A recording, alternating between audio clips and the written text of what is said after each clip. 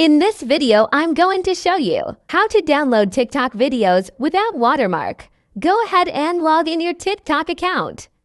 You can use the app or the web. The process is still the same. Once you find the video you want to download, click on Share. Then copy the link. Once you've copied the link, open a new tab and search us as stik.io. Open the first website and then paste the link you just copied. Click Download and then scroll down to select any resolution. So since I want to download the higher quality, I'll click on Without Watermark HD. Now the video has been downloaded. Let's see if it has watermark or not. It has no watermark. If you find this video helpful, consider giving it a thumbs up and also subscribe to my YouTube channel. Also follow me on TikTok.